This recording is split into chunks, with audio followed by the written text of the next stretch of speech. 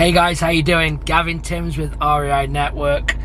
Just doing a quick video. Just been doing some work in a park here, and it was a little windy, so I thought I'd just do this this seller call. Well, actually, I'm going to call a realtor in my car.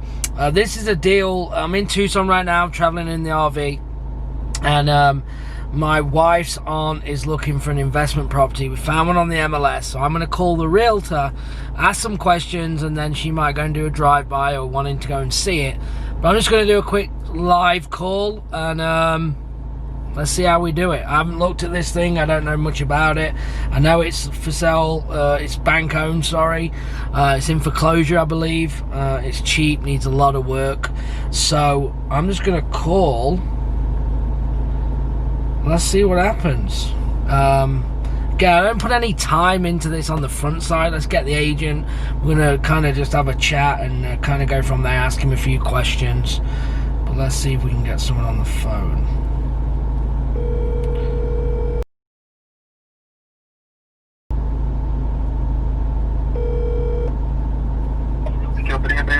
Alright, can I speak to you, please? Yeah. Okay, no problem. I was actually looking at a property on one, I believe the listing agent on. I can pull it up.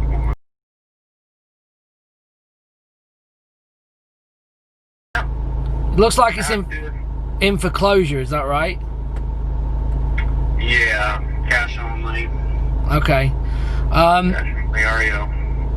Okay, so yeah, we kind of come across it. I'm an investor, and I'm traveling right now. I live in Savannah normally, but I'm in Arizona, in Tucson right now, and my aunt is interested in potentially interested in it. So can someone maybe show it to her, or should we just do a drive-by first? And what kind of what's going on with it? What do we need to do?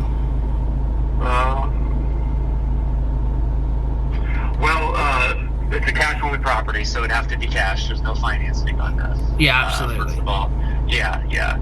And 21-day minimum closing. We're looking at $1,000 minimum bonus money. While it's not habitable, it looks like I could show it to you. It's vacant. Yeah, it's vacant. I mean, I don't know how much you know about the property, but it looks like it needs a ton of work. So if it's electrical and plumbing stripped out, it says, yeah. If you know, I guess you don't know, like, what's our room on this? I mean, if we see it, we'll definitely make an offer on it. I mean, do you know? I guess it's not your listing, so you don't know too much about it, but well, I can tell you what I tell every other client when, you know, because I've listed hundreds of REOs and I'm for many years. You know, the banks would rather reduce their price than accept the lowball offer. So, I mean, that's just really where they're at. You know, you kind of have to. I assume you bought a foreclosure property before. Have you dealt with an asset manager? No, I haven't. I haven't done too much of it. I do a lot more off market. That's fine. Yeah, off market stuff's way different. So just to give you an idea, with either corporate relocation or asset management, you know, doesn't matter what the bank is, you've got some bureaucrat who's sitting behind a desk who's graded on his performance. Yeah. And they're going to go through, they're going to go, and you could tell them all kinds of stuff. You could be like, look, man, this thing's falling apart and there's nothing else at this price range. And somehow they set up a price. Yeah. And he's going to be like, you know what? In 60 days, I can do a reduction, and I can break it down. Like, I don't care if it doesn't sell. Yeah. I'm going home. I'm eating tonight at 5 o'clock. You know, I don't care. Yeah. And, I mean, if they sell drastically below list, then their superiors start looking at them like, well, what's wrong with you? What are you doing?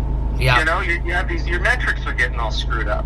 So I mean, I guess that's the first thing. I usually find that on any foreclosure, if a buyer tries to come in less than or more than 10% under list, you just get an automatic rejection. Right. You know what I mean? Yeah. So, okay. I mean, I think that's the first thing. You know, you're wanting to look at it and you feel like, you know what, we can probably make that work. Well, it's probably worth showing it to you. If you think, nah, I really only want to do 30 on this thing, I would say wait for it to get reduced, in my opinion. No, I appreciate that. Yeah, I mean, I'm with you. At the price that it's at, the square footage, I mean, let's be, you're a realtor, right? If it's an investment, it's a deal. It ain't sitting there for 5, 6, 7 days. It just isn't. It's gone on the MLS. So, hence why I do a lot of off market. So we know it's not a deal. The only thing is could we make it bigger? It's small, 700 and something square foot.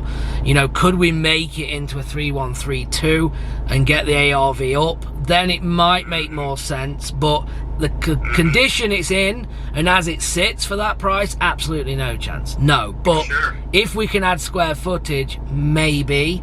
So maybe it's worth. Let me talk with my wife's aunt on this, and if she wants to come and see it, then no problem with that. Okay, are you local? Yeah, I'm up in Catalina Foothills in Tucson. I live east side though, so. Okay. Yep. All right. Yeah, no problem, man. Cool. Is this your direct number? Can I call you back on this number? Yeah, it's my cell phone. Yeah, oh, nice. Sure. All right, I'll call you back then, and I'm actually meeting them right now for lunch. So let me chat with them, and then you know, we'll definitely, you know, I'll get you in there. It's not a problem. Let's see what you think. I think the lot's big enough to where you could do some expansions. Right. Kind of a weird location though. Looks like it's right next to a parking lot. Yeah. Real dumpy house next door. Yeah, it's not. There's nothing going for it. That's for sure. Nothing going for it, man. Nothing. No, 100%. But look, if we don't work on this one, maybe there's some other stuff, because you know, she lives in Oro Valley, and she's you know, like I said, I do a lot of, you know, marketing and stuff offline. I'm not in the Tucson market, but you know, with you obviously understanding it sounds like a bit of investment, then there might be some stuff that you can send her way before it maybe hits market, and we can get deals done that way. Could be. It is hard right now to find off-market stuff for us. I mean, we look at it, and everybody. The last really good one I found was an estate sale, and we ended up selling it off-market to one of our investors.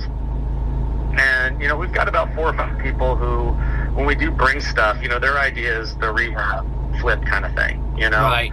And so we kind of get a built-in listing, so we sell it twice. That's always good. Yeah. But yeah, it's tough right now, man, because the market is so hot. It's like, people are just crazy.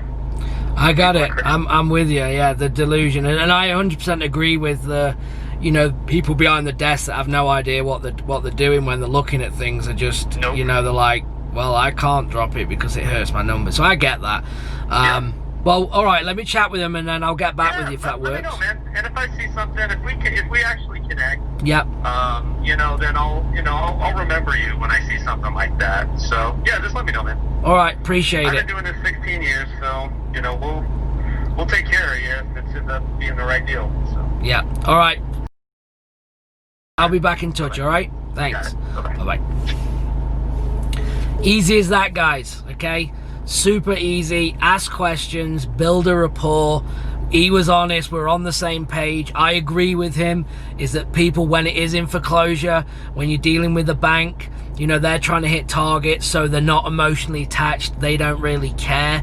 I do agree with that, but we can still make an offer, okay? And he was like 30. That's what I was thinking on this one, is about 30 grand. It's like 700 something square foot, 2-1. Disaster inside, looks like a fire or mold, tiny, so maybe we could do the square footage. But again, having simple conversations and building rapport. You see how I positioned also in there about other deals, bringing them, let's kind of network, because we're kind of on the same page. Never spoke to the guy, he wasn't even the listing agent, you heard that.